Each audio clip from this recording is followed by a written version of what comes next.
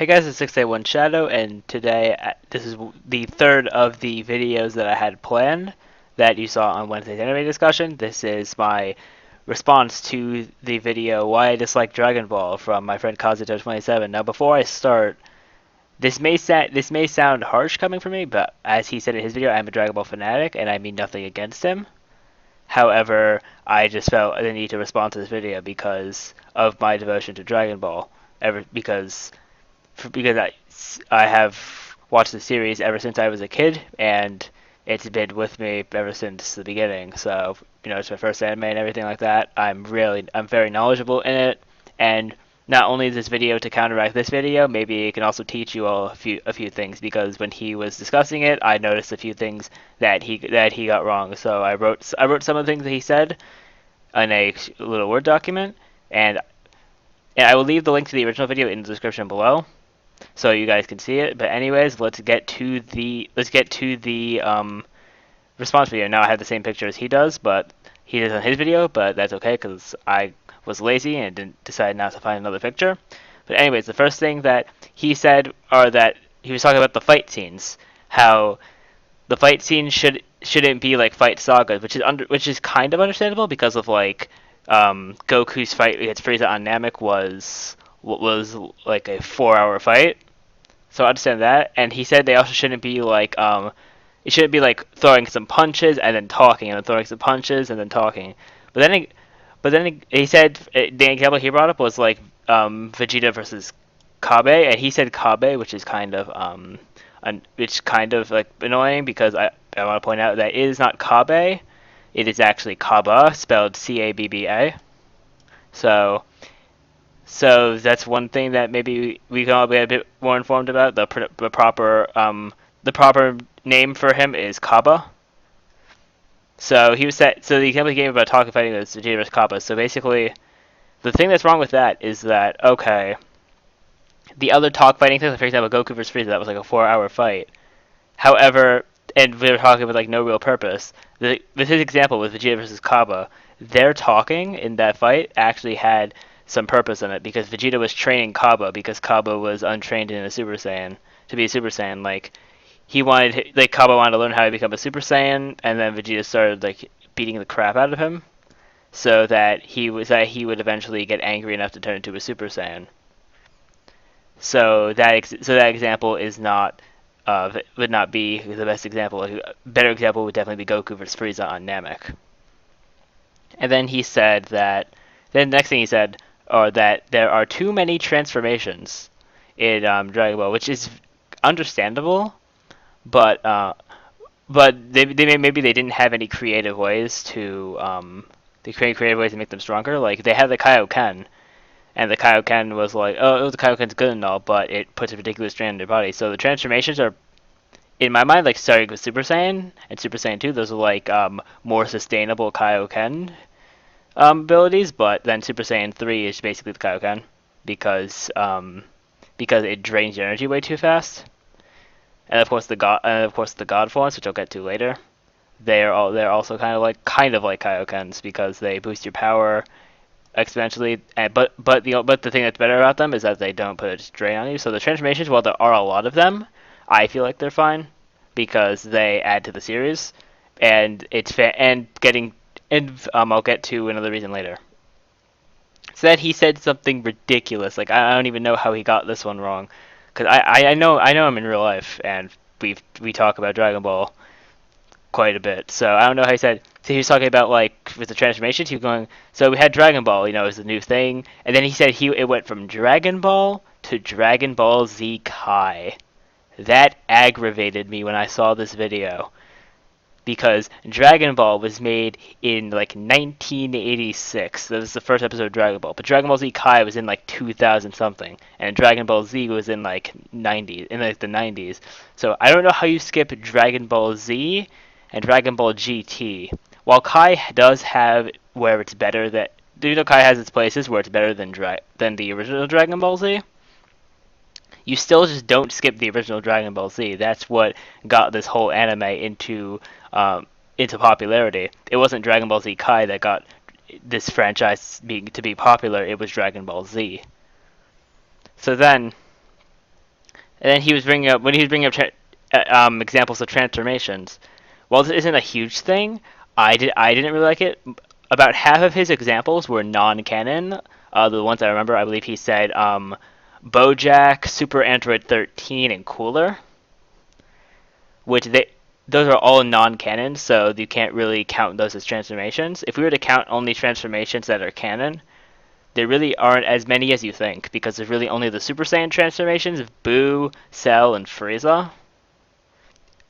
So you can't really count the non-canon ones because they aren't part of Akira Toriyama's actual writing.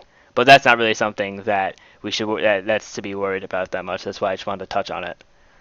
So then he said because he was talking about more transformation. He talked about the Resurrection F on how well, it's Dragon Ball Z Resurrection F in English, or Fukatsu no F in Japanese. Excuse me. So he was like, all right, the movie set because in the movie Fukatsu no F, they were saying how Frieza trained, but he said how could Frieza have trained because he was in hell, so and in that cocoon. But of course, to me, because I'm knowledgeable in Dragon Ball, more knowledgeable than he is on Dragon Ball. He's more knowledgeable in anime than I am, like anime in general, but I'm more knowledgeable on the subject of Dragon Ball itself. So he said that Frieza could not have trained because Frieza was in hell. But if you watch the movie, if you paid attention to the movie, you would see that hear them say, you would hear Frieza say that I shall train for 4 months once he was revived. So Frieza did not directly get revived and then go to Earth. No, they went to Goma and Sorbet. They went to Earth, wished Frieza back, went to the ship. They went back into space, put Frieza in the machine.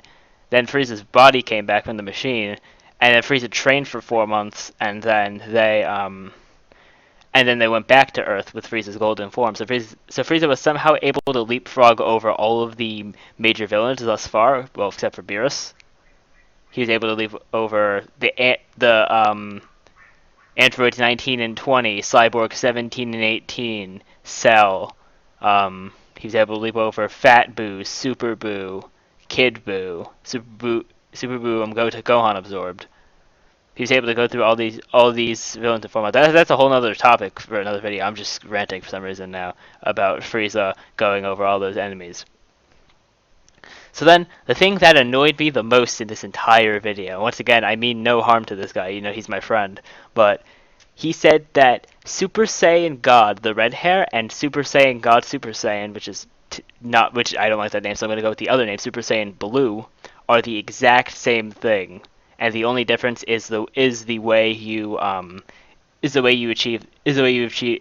to that form. He said that the only way is that for Super Saiyan God, you have to do the ritual, and for Super Saiyan Blue, you can do that whenever you want to. So the reason I'm really annoyed by this is that I'm not sure if he caught the entire explanation in Resurrection F or remembers the entire explanation of the Super Saiyan God, the Super Saiyan God Super Saiyan, the Super Saiyan Blue in Resurrection F. Goku said, well, because the name Super Saiyan God Super Saiyan was not said, but Super Saiyan Blue was. That's why I'm going with it. He said that Goku transformed into that against Frieza, and he said, "This is the power. This is the power of something called Super Saiyan. This is the power of Super Saiyan God that I tapped into while going into my regular Super Saiyan form.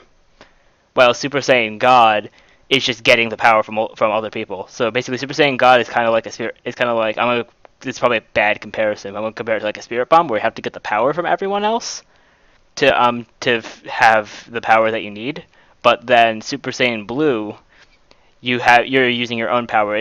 It's your Super Saiyan combined with God Ki. And so, because once Goku did the ritual, turned into Super Saiyan God, he could sense God Ki, so he would be able to sense.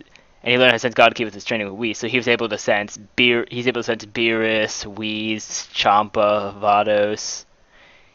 I don't know if he can sense the Omni King. That's actually an interesting thing to think about. He could sense Senna, but that's a theory video right there. Better remember that. So in conclusion, for that point, that really annoyed.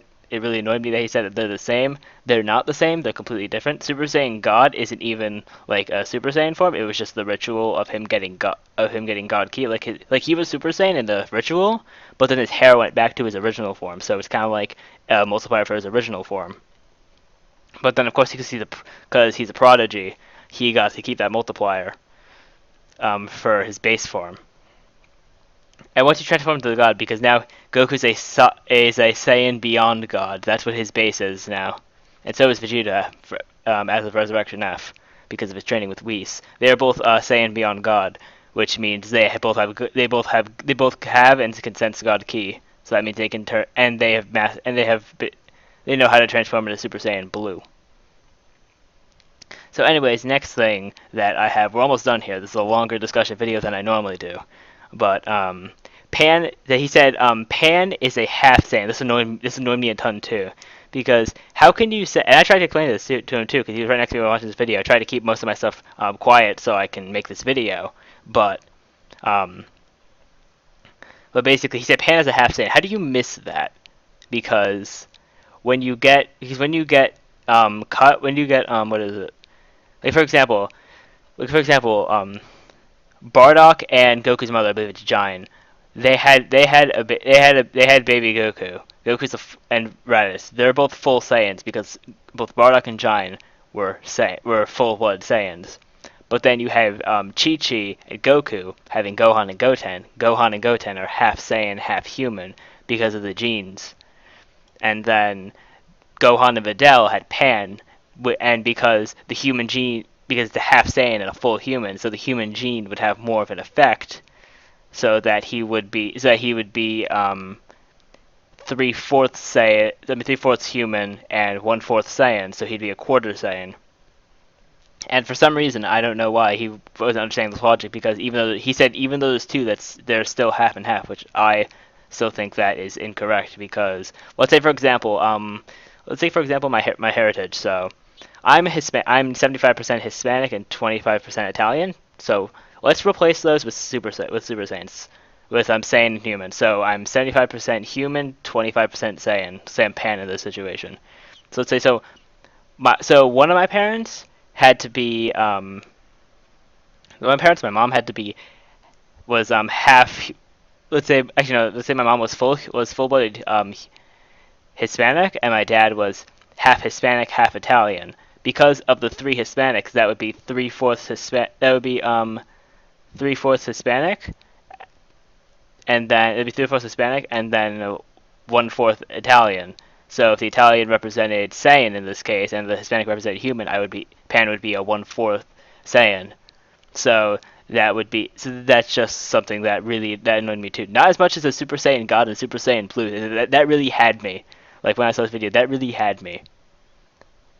But then, yeah, that one, the Pan being a half Saiyan also annoys me because that means she has. I feel like she may have more potential, but let's see how they do her in Dragon Ball Super, because of course GT is not canon, and she was terrible in GT.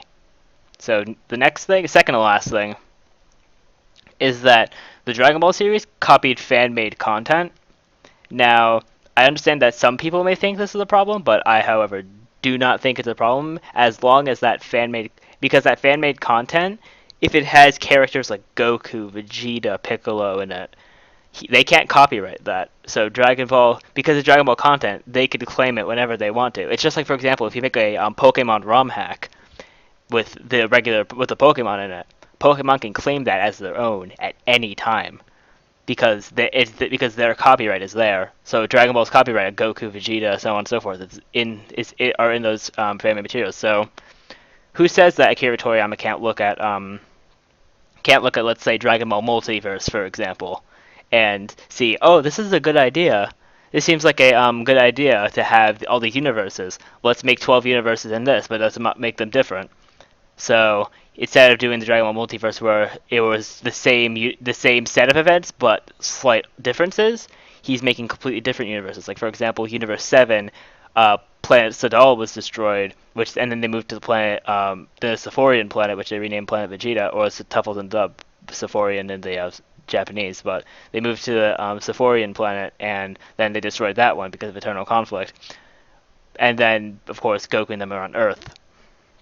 However, in Universe 6, which is the parallel universe to Universe 7, so they have the exact same geographic background, Earth was destroyed because of human warfare, and Planet Sadal still stands. So, so it's so I feel like it's okay for them to do the to copy fan made content just a bit, but nothing like too extreme, like make like exactly how they did it. And then the last thing on this list that I have here is that the Dragon Ball fan base is too large. Now, he said that he was talking about how it got so large and everything, which brings me back to when I was talking about Dragon Ball, the Dragon Ball Z when he said Dragon Ball Z Kai. He was talking about how the fan base got large once transformations were caught when transformations happened, and this is pretty true. I would have to agree with that because it was like, oh, it's just because before that it was just, oh, it's just this guy with black hair fighting all these guys. But then when you see his hair go blonde, people are just like, oh, that looks really cool. And so they're more appealed to that because he has a transformation, and the other transformations were appealing as well. They haven't had, in my opinion, they have not had like a terrible design. They haven't had a terrible design. There's ones I don't like what is it? I don't really like actually there's not one I really like. I like all of them. They just didn't put enough did not differentiate Super Saiyan 2 enough. I know it's differentiated by lightning, but for some people that's not enough.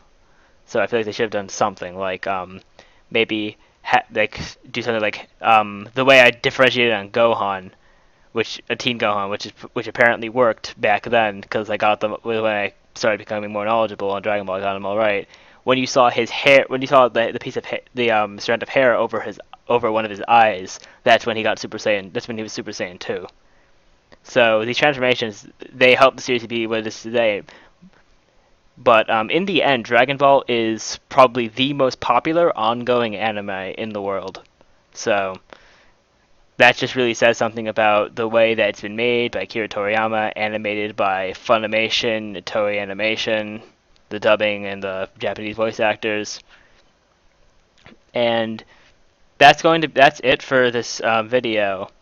I'm going to leave the link to the original video, Kazuto27's Why I Dislike Dragon Ball Rant. I will leave his Kazuto27's link in the description below as well, so you can go check him out. He's a pretty cool guy.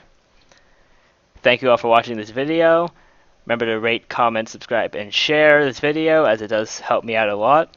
Go subscribe to Kazuto27 as well, and I will see you all next time.